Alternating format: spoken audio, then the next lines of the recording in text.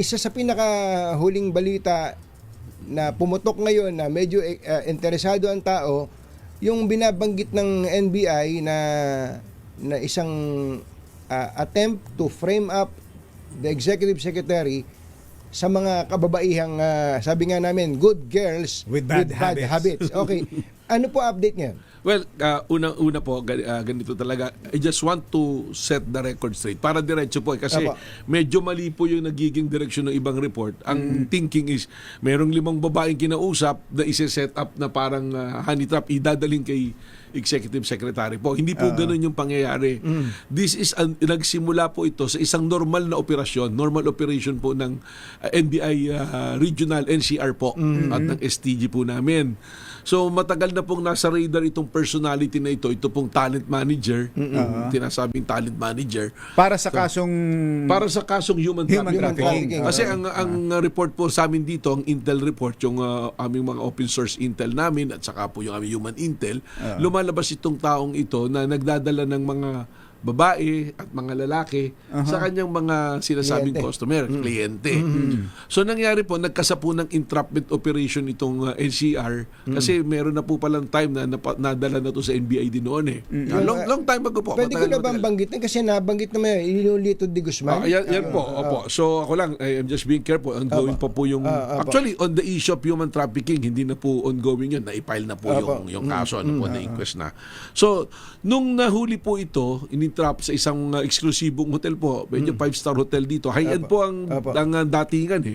Nung nahuli po ito, dinala ngayon sa opisina ng NCR, ng region naman ng NCR Regional Office. At nung iniimbestigahan na, tumatanggi siya na, wala akong ginawa.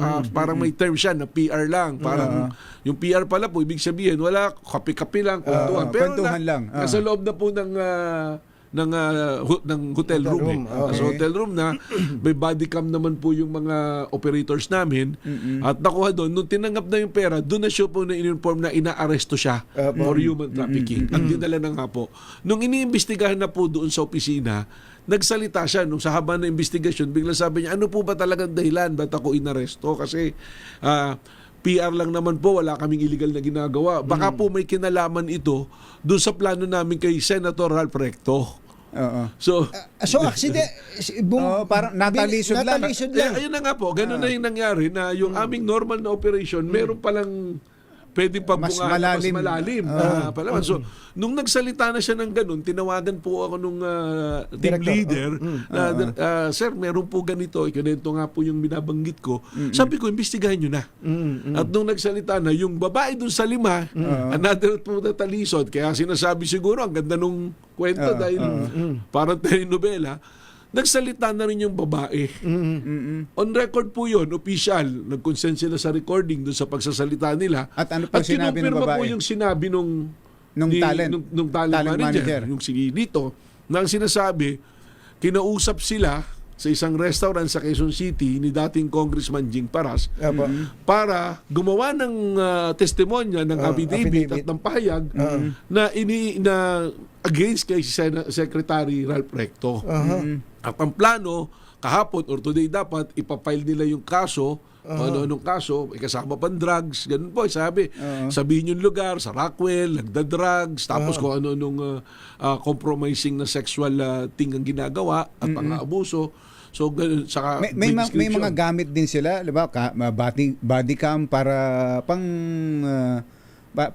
gawa nila ng ebidensya nila. Hindi po. Ang nangyari, parang affidavit lang. Wala parang tama ba intindi ko, Director? Wala talagang eksena na nandun si ES, wala pong ganun. Gagawa lang ng inventong kwento. Ganun yung usapan. Kung alam niyo po yung term na compromat. Compromat, ibig sabihin yung gumagawa ng dossier. Ito po yung ginawa ng Russia. KGB. Na yung mga matataos na official, gagawan nila ng dossier na tinatawag, mga compromising sexual videos, na ganyan, o gagawan ng storya, dokumento, ganyan. Ang latest yung kay Donald Trump, yung ginagawan siya ng kwento na ganyan. Ganun ang gagawin. Pero kasama rin sa plano talaga na papuntahin sa isang lugar CES? Wala po eh. Walang gano'n. Kung baga mangyayari, papile Kwento sila lang, ng kaso. gagawa lang ng gawan kwento. po ng kwento, may salaysay, ipapile yung kanyang sinumpang salaysay sa piskalya at magpe-presscon sila. So meron ka ng materialis ngayon. Tapos Enough to nasirain ka.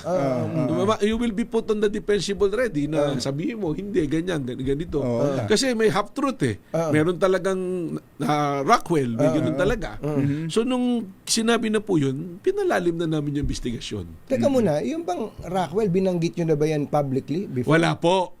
Kasi nagulat ako eh. Kaya wala po. Sige po. Kaya nga yung Rockwell, narinig lang namin dun sa babae na nakuha. Kaya nung tinitingnan ko yung post sa social media, nung isang personalidad din na nabanggit, May 17 pa lang, binabanggit niya na yung Rockwell. At nung pumutok na may nahuli, binanggit bigla yung Rockwell ulit. So sabi ko, teka muna, too much of the coincidence. Kaya lalo pa kami mag-iimbestiga. So sa ganito, liwanagin po natin, ang talagang direktang may testimonya at corroborated na positibong in-identify na siya ay kausap at nandoon at may mga kasama pong abogado. Nakahanda po yung affidavit.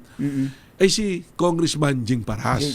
Yun ang nakakaharap ng Yung mga nakaharap po talaga. ng mga babae Ang tsaka nung talent manager. Tama po. Tapos May 26, ito po yung sinabi May 26, tinext si Rito, itong talent manager na nakita namin, na-retrieve na po namin yung text na screenshot, pinicturean, sinave po with the consent. Tsaka nag-apply naman tayo ng cyber warrant po dyan. Pero even without, may consent po nung may-ari yung telepono. Nung chinecheck na po ulit yung conversation, binura na. Na-deleted na yung sa portion niya. Ano po? Pero ang nangyari, si Congressman Jing Paras, kaya naman na-involve si Congressman na Leandro Libiste, ay ang nagbanggit si Congressman Jing Paras. Pero yung bang mga babaeng ito o kahit si Lito de Guzman, nakita man lang ba nila si Congressman Leandro Libiste? Well, sinabi po nila na hindi nila nakakaharap. So ang nag-name drop lang kay Congressman Libiste ay si Congressman Jing Paras na siya magpipinance nung gagawin nila. Kahit sa telepono, hindi nila nakausap? Hindi po, wala pong statement na gano'n. Kaya nga ako po, very careful. Ang pahayag ko nga po, Katunying, ka Jerry, is as to Congressman Leandro Libiste, ito ay hearsay pa. Doon testimonya ng dalawa dahil narinig lang nilang sinabi ni Congressman Jing Paras. Ibig sabihin, ang magbibigay linaw dito, si Congressman Jing Paras. Kaya naman ako nagtataka kay Congressman Libiste na hindi, gano'n naman yung pahayag ko, hindi yata napakinggan. Madami na kagad na sinasabi. At liliwanagin ko po, yung patawag sa kanila sa Webes, hindi nangangahulugan. Sa Pina po, hindi nangangahulugan na kayo akusado na sa destabilisasyon o ano mang gawin. Kundi, bigyan linaw ninyo.